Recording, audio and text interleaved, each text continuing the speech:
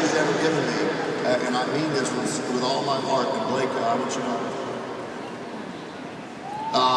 she's given me two beautiful toys you never get tired of playing with. That's my son Blake, who's 28, and my daughter Lauren, she's 25. I love y'all. And now Blake and Lindsay give me back a beautiful grandbaby boy, Bentley. He's 8 months old. He's a beast. He's a stud. He's going to be something really special. Beautiful kid. And I just want you to know how much I appreciate the greatest gift of the world you've ever given me.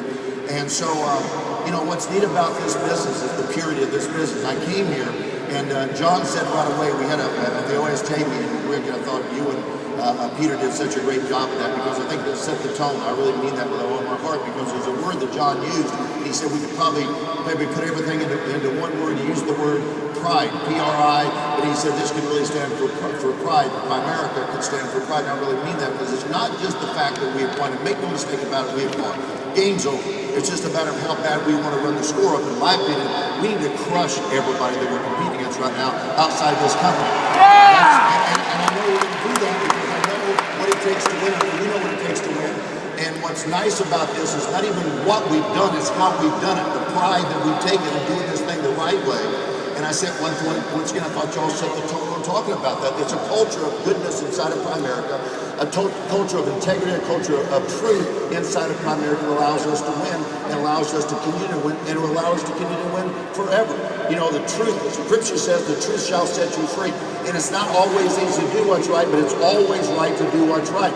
There's a movie came out about a year and a half ago with Denzel Washington called The Flight.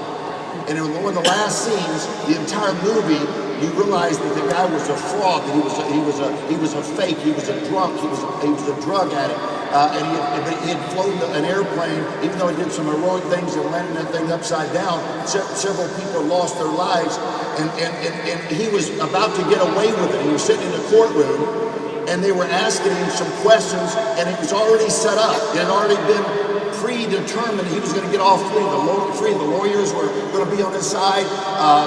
The unions, the legal department, everybody was going to be on his side. They were basically throwing in the case.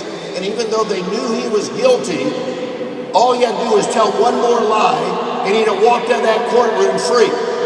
But at that moment, I think one of the most gripping moments in the history of films, if you're a human being and you've ever been in that position, and you got any kind of character, any kind of substance about you whatsoever, you know that's that one moment that you got to make a decision. And it shouldn't be a tough decision, but it is a decision sometimes.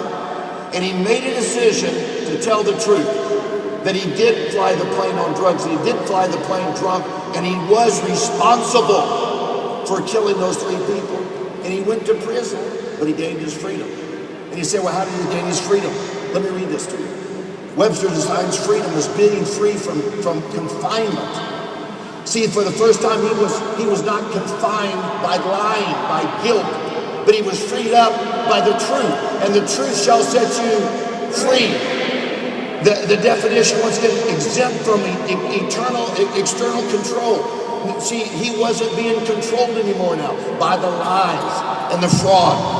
The power to determine the actions without restraint. Nothing's going to be able to stop him. Absence of undue restrictions and an opportunity to exercise one's right or powers or desires.